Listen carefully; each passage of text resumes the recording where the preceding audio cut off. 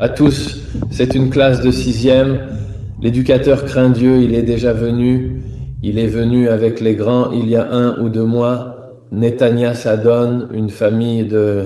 Fazi de Saadon, et les élèves ont étudié la Mishnah avec lui, et le Rav Israël, le directeur, le Rav Malouli, ou aussi le gendre de Saada el-Haddad, les beaux-parents. Je suis de la ville de Tétouan, je suis très Rabbi Tsaba, j'ai grandi à... Dans la synagogue du Rabbi Tsaba, il a grandi. J'ai vu que dans la maison de grand-père Abami, il n'y avait pas de plainte, il n'y avait qu'une plainte d'Itzhak Mouli. Quand Baba Meir est venu à la maison, il n'y avait qu'une plainte de Rabbi Itzhak ben Moalin. Rabbi Itzhak ben Moalin était un ange du Seigneur, Tzava Cohen.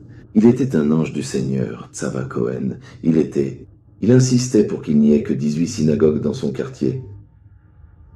Dans la synagogue, il a une question et une réponse à la fin de son livre. Oh, vraiment?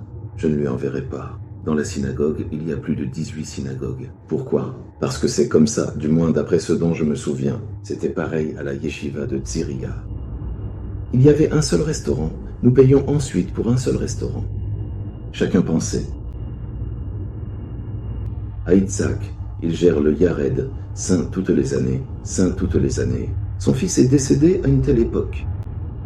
Une personne qui porte atteinte à elle-même, allez, on prend le stylo et on le jette.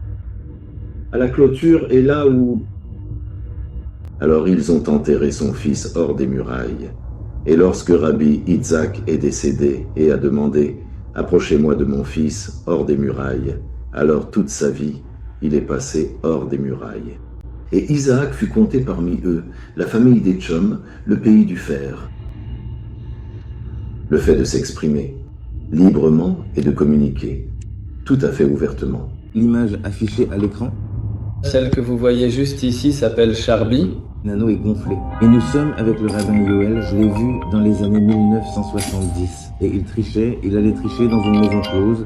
J'étais enfant à l'époque. Il y avait dans une yeshiva, dans l'une des yeshivot d'Avirny-Sanclair, un garçon qui n'étudiait pas très bien et qui ne réussissait pas dans ses études. Il était un peu dans la lune. C'était pourtant l'un des garçons les plus brillants de la yeshiva, et ils sont allés voir le rabbin Ohad et lui ont dit « Il faut le renvoyer de la yeshiva, que devons-nous faire ?» Le rabbin Istner leur a dit « Pessa approche, dites-lui d'aller nettoyer toute la yeshiva, tout le dortoir, toutes les chambres, tout, qu'il nettoie tout. » Le Mashiach a dit « Cela résoudra le problème, cela passera, et vous verrez, faites-le, et avec l'aide du Mashiach, tout ira bien. » Ils lui ont donné à nettoyer toutes les chambres, à enlever le hametz, à tout nettoyer. Après avoir tout nettoyé, le jeune homme est resté à la yeshiva, il a commencé à progresser, ils l'ont encouragé jusqu'à ce qu'il se réveille, qu'il devienne quelqu'un, qu'il se marie, qu'il devienne quelqu'un pour la vie et même un des justes. Parfois, il ne s'agit pas seulement de crier sur le garçon « et tu n'es pas un donneur de leçons ». Lui dire qu'il a tort, alors que quand un jeune s'investit dans une mitzvah, cela lui donne une force pouvant l'amener jusque dans les pires lieux. L'un des hommes nous a raconté que dans les grandes yeshivot de la Terre Sainte, il y a une vingtaine ou une trentaine d'années, il nous a dit que lorsqu'il était un jeune homme à la yeshiva, il était dans une petite yeshiva, il ne réussissait pas du tout, vraiment un garçon en marge de la yeshiva, à peine capable, tu sais, de réciter une page de Guémara, et ils l'ont emmené chez le grand-père Rav Niel Baruch Hatzir. Et il est venu voir Rav Niel en lui disant qu'il voulait aller dans une grande yeshiva, une bonne yeshiva, mais qu'il n'arrivait pas à se préparer, qu'il n'y arrivait jamais, même quand il préparait une bonne révision, quelque chose de solide pour être sélectionné, il n'y arrivait pas. Rav Niel lui a dit « Écoute, vas-y, et maîtrise la Gemara, Rashi et Tosfot sur une page de la manière la plus solide possible. Maîtrise la Gemara qui ne fonctionne pas exactement. Une Gemara qui dit exactement, ce n'est pas plus que Gemara et Rashi chaque page, mais sache une page comme il faut, Gemara et Rashi comme il faut. » Et il lui dit « Dimir, où vais-je vous surpasser ?» Dimir lui a dit « Va dans les meilleurs yeshivot, inscris-toi dans les meilleurs yeshivot, inscris-toi dans les meilleurs yeshivot. »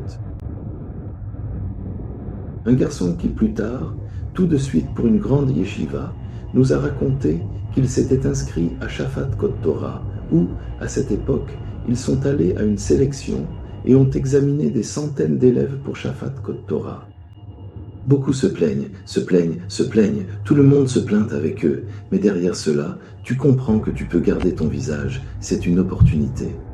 Des groupes forts, des groupes forts.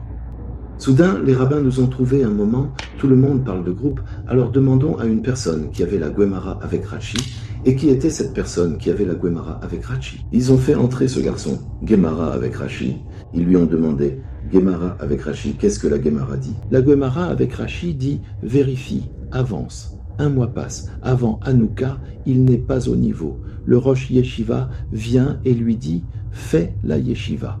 Il répond, j'étais à l'armée chez Bini Pardiner. Il m'a dit, c'est ainsi que vous m'avez accepté avec les gens de Bnei Brak. Ils m'ont donné des forces. Il nous a dit, aujourd'hui, je suis à Bnei Brak. Je suis allé être en retard. Il lui a dit, combien d'enfants auraient pu être le prochain orateur? Combien de Yossifika et Shuka nous nous rapprochons les uns des autres? Combien de Yossifika et Shuka, combien de personnes auraient pu être des saints d'Édom, des grands du monde, s'ils avaient su se prendre en main comme il faut? L'une des plus grandes maisons, c'est de te conduire toi-même vers l'autre. Mourir, savoir, arriver avant la moitié du soir. Il dit que chaque personne doit savoir qu'elle est pour elle-même, comme il y a des anges. Raphaël, Gabriel, Michaël, Uriel. Et Raphaël ne dit pas « je compte sur Gabriel » et Gabriel ne dit pas « je compte sur Michaël » et Michaël ne dit pas « je compte sur Uriel », mais chacun a sa propre mission. Et dès que chaque personne sait que je dois accomplir ma propre mission, que je dois faire ce qui m'a été donné, je n'ai pas à regarder les autres, je n'ai pas à regarder ce qu'il a fait ou comment il l'a fait. Tu dois savoir, c'est ce que je dois faire de toutes mes forces. Alors il faut savoir ce qui s'est passé tout seul. Où commence la chute? C'est quand partout quelqu'un dit « il a fait ». Pourquoi est-ce que j'en fais plus, il en fait moins? Pourquoi tout retombe sur moi? Pourquoi comme ça? Pourquoi ainsi? Cela signifie que la personne est tombée, qu'elle a tout abandonné. Comme les anges, chacun a sa propre position, sa propre place. Il ne regarde pas ce que l'autre a fait ou n'a pas fait. De la même manière, les gens doivent être ainsi. Nous sommes comme des Maccabées à la fête de Shavuot. Nous voulons y arriver avant la bar mitzvah. La bar mitzvah, c'est quelque chose de grand. C'est entrer dans encore plus de Torah et de mitzvot. Vous devenez responsable de plus de Torah et de mitzvot. Et d'où vient la bar mitzvah? Dans la Torah sainte, où se trouve la racine de la bar mitzvah? C'est Shimon dans mon cœur. Cela signifie que Shimon et Lévi sont allés tuer les habitants de Shechem, et de là les sages apprennent qu'ils avaient exactement 13 ans. Tout le fondement de la bar mitzvah, l'obligation des mitzvot, vient de Shimon et Lévi, qui sont allés à Shechem pour tuer les habitants à cause de ce qu'ils ont fait à Dina. Ils avaient 13 ans, c'est l'âge des fils de Lévi. C'est de là que vient toute la violence de l'âge de 13 ans. La violence initiale de l'âge de 13 ans vient de Shimon et Lévi. Ensuite, ils ont abordé le traité de Smotrich et les détails complexes de Ben Sorer ou Moré, notamment ses conditions d'application et ses particularités. C'est le secret de la bar mitzvah. Shimon et Lévi, à leur bar mitzvah, ont tué les habitants de Shechem pour venger Dina.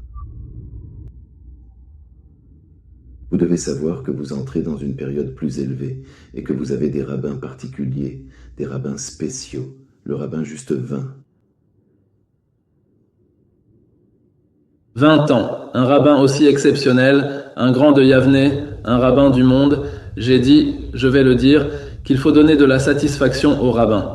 Pendant plus de 20 ans, je suis venu voir le rabbin. Je lui ai dit, c'est bon, je dois faire des affaires, j'ai une opportunité. Il me dit, trouve le travail.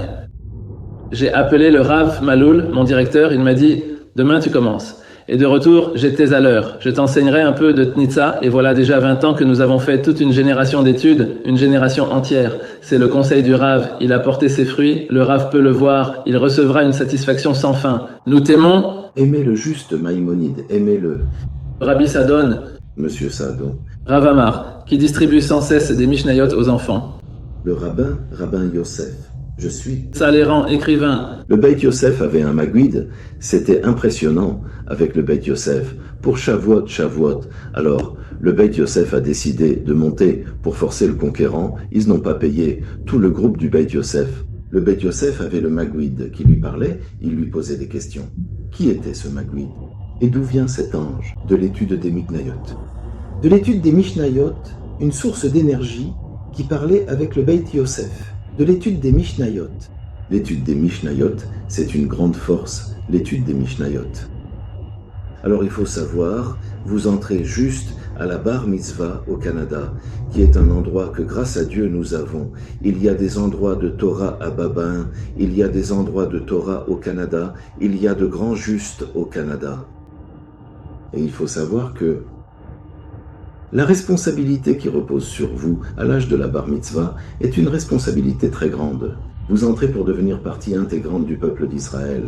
Vous devenez tenu à toutes les obligations de la Sainte Torah, à toutes les parties de la Sainte Torah. Reish Lakish dit dans la Gemara, « Celui qui jure de ne pas profiter des méchants s'élève plus que par la circoncision. » La Gemara précise qu'il lui est interdit de profiter même d'un non-juif circoncis, car celui-ci reste considéré comme un non-juif malgré tout. Et il lui est permis de profiter d'un juif qui n'est pas circoncis. Pourquoi? Parce que même si un juif n'est pas circoncis, il est appelé juif. Celui qui dit « Konam sur moi la circoncision » ou « Konam de ne rien tirer des incirconcis », il lui est interdit de profiter d'un non-juif incirconcis, mais permis de profiter d'un juif incirconcis.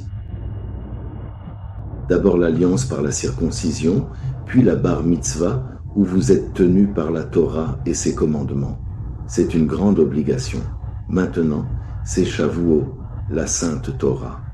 Pour chaque sacrifice offert, il est écrit, il offrira un sacrifice d'expiation. À Pessah, comme pour tout sacrifice, il offre une expiation. Seul Shavuot l'omet. Il n'est pas écrit qu'il offre d'expiation, car ce n'en est pas une.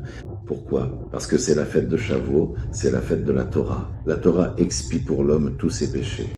La Torah expie pour l'homme tous les actes qu'il a commis. À votre bar mitzvah, la Torah que vous étudiez devient une force immense, une puissance sans égale, et vous intégrez pleinement le peuple d'Israël. Nous avons dit que tu es saint, lumière de la vie sainte. Le saint, Or HaHaïm dit, quand les enfants d'Israël sont-ils sortis d'Égypte? C'était un vendredi qu'ils sont nés. Après que les enfants d'Israël ont fauté avec le veau d'or, ils ont brûlé les enfants d'Israël. Les enfants d'Israël étaient 600 000, 60 sont sortis d'ici. Les enfants d'Israël étaient 600 000, 3 550 personnes. Voici le décompte du peuple. Dans cette paracha, au second mois de la seconde année après l'Exode, le Saint béni soit-il ordonne de les recenser. Ils sont 603 550. Encore une fois, le Or HaHaïm explique, en 6 mois, 3500 et quelques personnes sont nées, et en 1 an et demi, exactement 3500 personnes sont également nées. Comment est-ce possible? J'en ai une fine qu'on n'est pas obligé d'acheter. Sortie d'Égypte 6 mois après, à Shavuot, Dieu donna la Torah. Le 17 Tammuz, Israël fauta avec le veau d'or. Après les sanctions, on dénombra le peuple. 3500 et quelques juifs. C'est tout. Après 1 an et demi, le Saint béni soit-il dit, recomptez les enfants d'Israël. Il y a encore une fois 600 000 personnes, selon le Or HaHaïm HaKadosh. En 6 mois, 3500 personnes sont nées, et en 1 an et demi, seulement 3500 sont nées. Comment cela s'explique-t-il? La fête de la conquête dans le pays me rendait jaloux. On dit que leur esprit était conquis. Au premier recensement des enfants d'Israël sortis d'Égypte, on incluait la tribu de Lévi. C'était ainsi. Lors du second recensement, la tribu de Lévi n'était déjà plus parmi eux. Après le veau d'or, ceux qui s'y sont opposés ont changé de statut. Les 3500 personnes présentes excluaient les Lévites, devenus prêtres de l'Éternel au sein d'Israël. Les faux enfants d'Israël. C'est pourquoi Dieu dit au second mois, comptez-les vite, car leur naissance imminente changeront le décompte actuel. Le Haïm Akadosh évoque une crainte bénie. À l'âge où l'on décide de devenir un érudit et de persévérer dans l'étude, on enracine en son âme la force de la Torah sainte. Commençons à mettre les téphilines. Rabbi Yaakov Abou Hatzeira demande alors, est-ce que le Saint béni soit-il les met aussi? Selon Rabbi Yaakov Marci, le Saint béni soit-il ne met pas les téphilines le Shabbat. Comment est-ce possible? Le Saint béni soit-il observe-t-il la Torah d'ici? Rabbi Yaakov demande, le Saint béni soit-il met-il les téphilines le Shabbat? Il a juré sur cela dans le Zohar. Dieu met les téphilines, même le Shabbat, dit Rabbi Yaakov. C'est une peur immense. Vous mettez les téphilines, vous vous en enveloppez, il les retire correctement. Nos téphilines disent, l'Éternel est notre Dieu, il est un. Celle du Saint béni soit-il proclame, qui est comme ton peuple Israël, nation unique sur terre. Dans ces téphilines, nos textes n'y sont pas. Il est écrit, qui est comme ton peuple Israël, nation unique sur terre. C'est ce qui y est inscrit. On dit, écoute Israël, l'Éternel est notre Dieu, l'Éternel est un. Et lui dit, qui est comme ton peuple Israël, nation unique sur terre, comme écrit dans ces téphilines. Les téphilines, au-delà de la fête, c'est accepter le joug du royaume des cieux. C'est la reine des cieux, c'est vivre avec force, celui qui vit ainsi, pleinement. Pas d'imitation, ni de faux semblants. Une personne qui vit dans la tromperie ou l'inauthenticité ne connaît ni le confort, ni une vie bonne. Mais il a mis en nous la vie éternelle pour que la vie de la Torah soit en nous et que nous vivions la sainte Torah. Chacun, la vie ne sait pas où chacun sera, où il se trouvera. C'est le moment pour vous de renforcer la racine dans votre vie, de connaître la racine dans votre vie, d'atteindre la grandeur dans la Torah, d'atteindre la grandeur dans la Torah, la grandeur dans la Torah et la crainte du ciel, d'atteindre les sommets, les plus hauts sommets, d'atteindre les réalisations les plus élevées. C'est votre force d'atteindre les plus grandes réalisations, c'est la force de chacun, cela commence. Le don de la Torah, c'est un moment immense, un moment décisif. La Gemara dit à chaque fois au moment où cela arrive. Lag BaOmer. Nous venons de sortir de Lag BaOmer, cela a changé quelque chose. Le moment où arrive Lag BaOmer, c'est le moment où arrive Purim. La Gemara dit que le signe, c'est que cela tombe à Lag BaOmer vivant. Qu'est-ce que cela signifie, à Lag BaOmer vivant? À Lag BaOmer, c'est comme Purim. Lag, c'est Lag BaOmer. Vivant, c'est le 18 Iyar, c'est le moment où tombe Purim. C'est le moment où tombe Purim, à Lag BaOmer, vivant. Purim tombe le jour où tombe Lag BaOmer, le même jour. Vivant, c'est le 18 Iyar, et celui qui s'y attache, c'est quelque chose de corporel. Le 7 Adar tombe le même jour que Purim et le même jour que Lag BaOmer, et déjà à Elul, c'est le Iloula de Rabbi Haïm Pinto. Cela tombe chaque année comme le 7 Adar, comme à Purim, comme à Lag BaOmer. Déjà à Elul, c'est le Iloula de Rabbi Haïm Pinto. De Rabbi Haïm Pinto l'Ancien, il était tout le temps lié au Zohar HaKadosh, une connexion très forte au Zohar HaKadosh, c'est la même chose. Alors il faut s'exercer et dire quoi? De ce sujet particulier, que le Zohar HaKadosh de son sujet particulier est regardé clairement. La Gemara demande, pourquoi l'appelle-t-on Kippour? Cela mérite réflexion, car l'essence du jour est liée à Yom Kippour. Des gens simples boivent du vin jusqu'à ne plus distinguer maudit soit Aman, de béni soit Mordecai. Yom Kippour, création du monde, jour de crainte et de jugement, le jour du prophète où Dieu juge toute la terre, que soit retranché des vivants. Il a dit à Terasa, c'est le jugement. Alors comment peut-on relier Purim à Yom Kippour? On peut donc expliquer cela en disant dans un grand film. Quand a eu lieu le don de la Torah? À la fête de Shavuot. Mais qu'est-il arrivé aux premières tables? Elles sont enterrées, elles n'existent plus. Des fragments des tables dans l'arche. Il n'y a plus les premières tables. Quand avons-nous reçu les deuxièmes tables?